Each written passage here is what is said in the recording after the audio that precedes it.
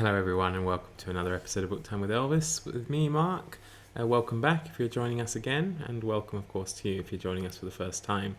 So today I'm going to give you my top 10 favourite authors, modern authors. I did my more classic, in inverted commas, last week, and I say top 10, it is of course a lie, there's 15 of them.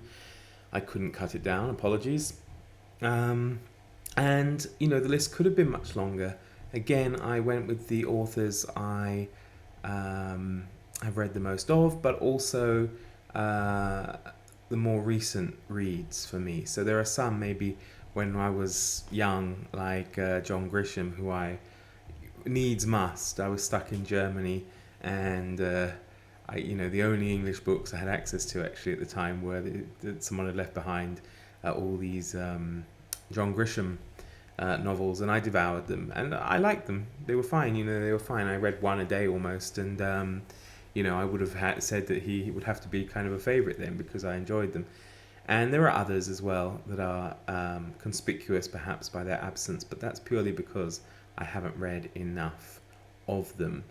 And the ones I've gone for are ones that I go to feel good, or if I'm in a reading slump, I know they're going to pick me up. And yeah, maybe I haven't read 5 books of all of them, but I've read at least 3 from all of them. And one of my dear subscribers said that was their criteria, and I think perhaps 3 was a good number, although for some of them I've read much more than 3. So let's go in no particular order. So the last one isn't like my least favourite, but I'm just going to go through the list as I've written them. First up we have Robert Harris, who you might know, author of Fatherland, Munich, An Officer and Spy, I think, is it? Or An Officer and a Gentleman, I can't remember, about the Dreyfus affair, as well as his Roman trilogy and all sorts of others. I really like him. I came to him quite young. I was probably about 14, 15 when I read Fatherland on holiday in Portugal, and from that moment on I just read everything he's put out, with the exception of, I think, his most recent book, A Second Sleep, which I haven't got around to yet. Next up we have Tarquin Hall, who you might know, you might not know. He does, I guess, cozy mysteries, and particularly he has a character, an Indian detective called Vishpuri, and I love these books. They are so entertaining. Vishpuri is kind of, typically put upon by his wife, and especially his mother, and his mother gets involved in the mysteries despite him telling her not to, and this kind of stuff. But he's a great detective, and I really thoroughly enjoy Tarquin Hall's creation. Next we have James Clavell, author of Shogun, Taipan,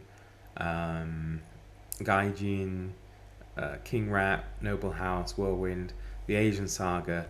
Fantastic, absolutely fantastic. I recently reread Shogun, and I enjoyed it just as much the second or third time around. It was wonderful, and I really need to go back and reread the entire saga. I think James Clavell is wonderful, a historical fiction writer, or writer of historical romances, I should say, maybe. Next up we have David Downing, who I came to fairly recently, I would say within the last 3 years. He's the author of the Station series, which I've talked about before on this channel. Each book is named for a station either in Germany or elsewhere in Central Europe. In fact, one is named Masaryk Station and set here in, at the time, Czechoslovakia. It's a series following an Anglo-American journalist who lived in Berlin. He has an ex-wife and a son there. He has an actress girlfriend, and he's there before at the outbreak of the Second World War, during the Second World War. Then, of course, he escapes a bit to do something else. He's involved with the Cold War, the end of the Second World War, gets involved with the KGB and all sorts. Fantastic fun and well worth reading. Downing recently released a prequel to this called Wedding Station, which is events about Hitler's rise to power and how John Russell, the main character, has to deal with that, which is also very good. And another historical fiction writer, historical romance writer that I enjoy is Con Eagleton, particularly his books on the War of the Roses. I thought they were fantastic, and again, I could reread them again and again. It was really a great saga, and I must read more from him. Next up, we have Alexander McCall Smith, writer, of course, of the No. 1 Ladies Detective Agency, which I enjoy, but it's not the primary reason for me including him in the list. I absolutely adore his series Portuguese Irregular Verbs, following the adventures of Professor Dr. von Eaglefeld. It's great fun, kind of, often it's a series of short stories tenuously linked together, and I think there are 4 or 5 volumes of that. I also quite enjoy his new Inspector Varg series as well, which he has set as a kind of Scandinavian detective. It's kind of a parody on that, but it's good fun, and I enjoy him. The Scotland 44th Street one is good as well, although there's loads of those, and I haven't probably even read 3 of those. But I like him very much. Next up, we have David Wishart. I know he's someone Steve Donaghy really likes as well. His first book in a series is called Ovid, and he has an aristocratic, a fairly minor aristocratic nobleman, Marcus Corvinus, who basically investigates crime. He's kind of like an ancient Roman amateur detective, if you like, and he goes on all these adventures with his wife, and it's great fun. And again, there are loads of books. I think there's at least 20 probably, and I need to read them all. And he's someone I love to just go to when all of these are like pure pleasure reads for me, and I don't read enough of them. I really need to. I could go back and read these again and again, but David Wishart's great fun. Next up, we have a Frenchman, Antoine Lorraine. I've really come to like his books. They're generally quite small books. For example, The President's Hat, or The Red Notebook, or I've forgotten the name of one as well, about hang on a tick.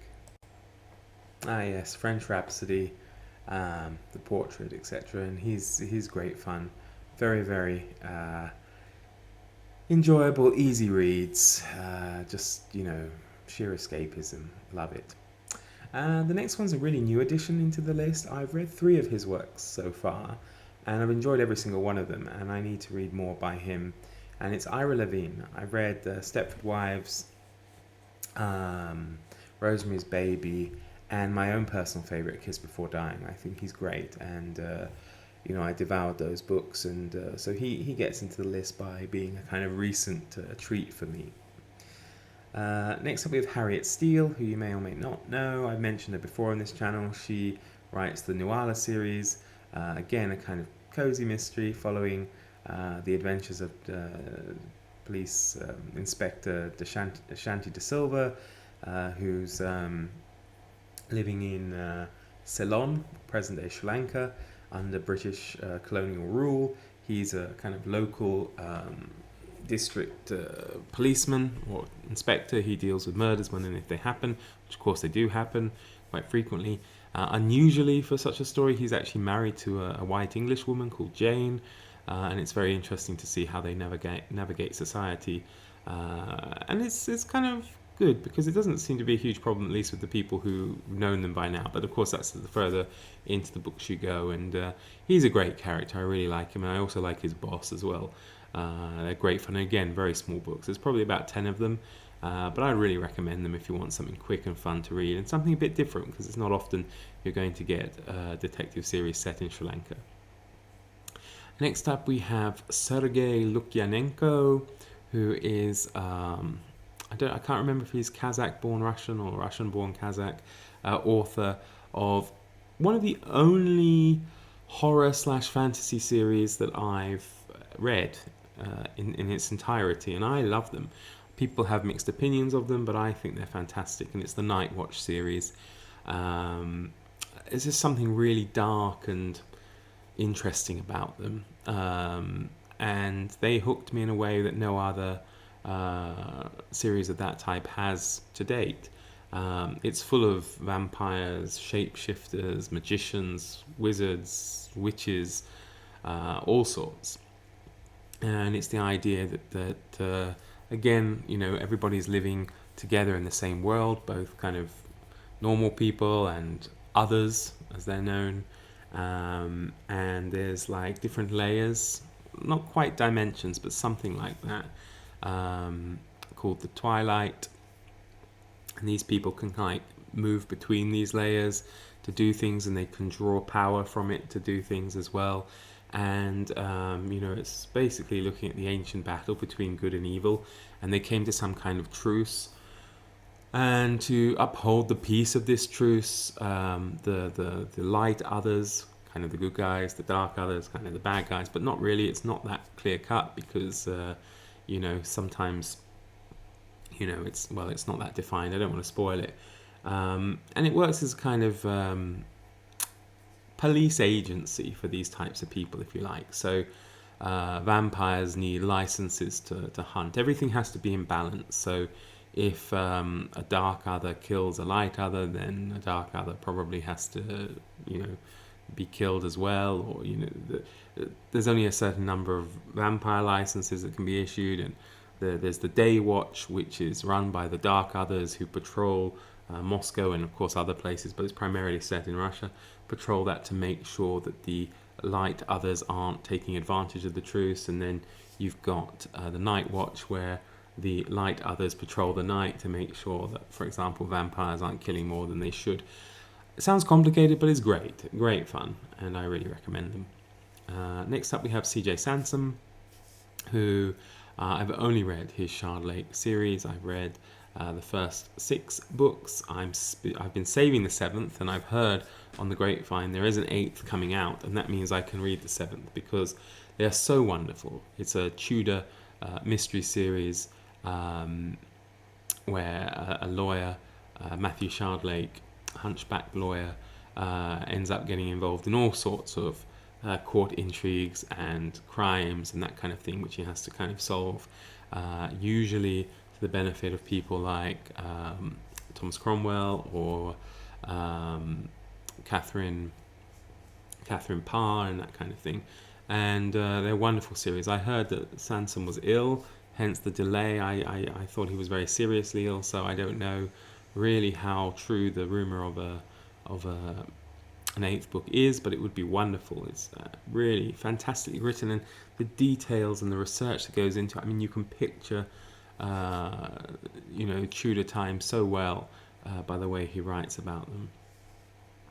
Next up we have Gary Colby, who is, I believe, Australian, but he has written this wonderful series. Again, there's not a huge amount of them. I think there's probably 7 or 8, and it's an ancient Greek kind of, I don't like to say cozy mystery series, but it is a mystery series where we follow a family, which is basically whose family is it? Socrates' family, but Socrates is like just the younger brother, and he's a side character. Instead, we follow Socrates' mythical older brother, although the parents are based on Socrates' real parents. As I say, Socrates is there, but he's kind of in the background. And then there's a brother, which I think didn't exist, and he kind of again gets involved in mysteries and things.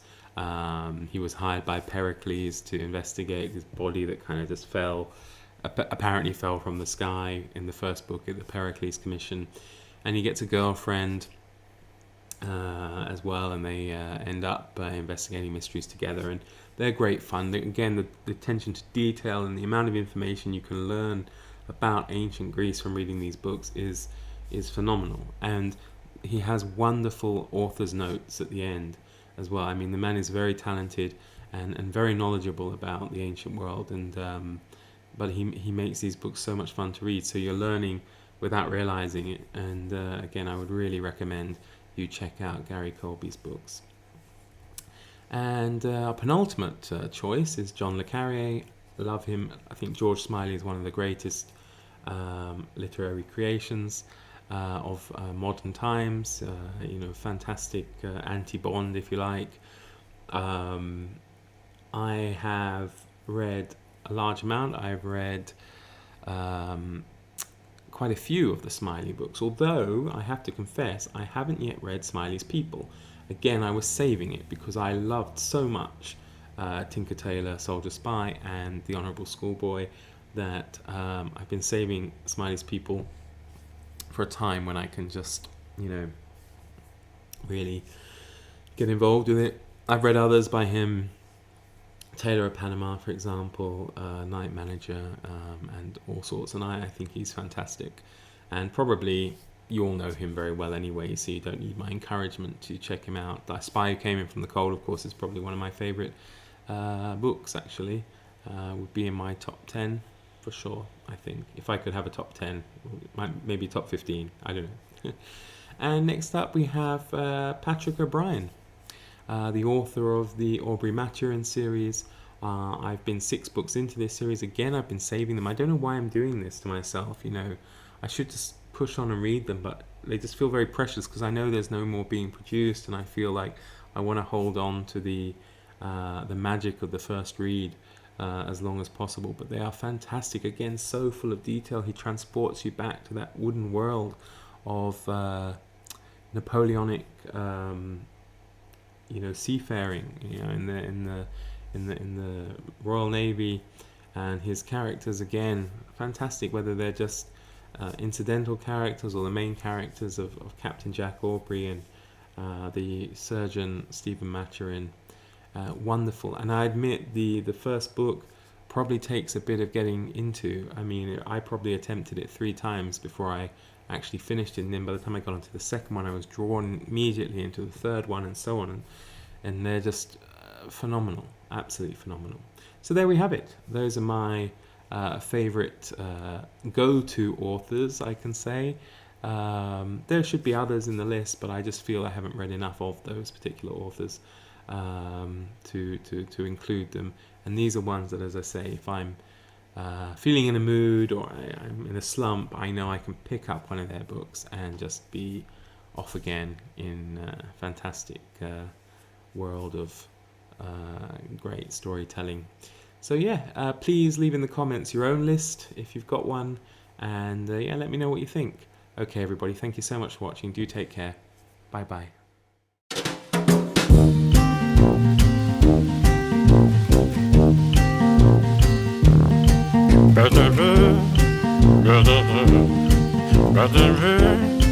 Better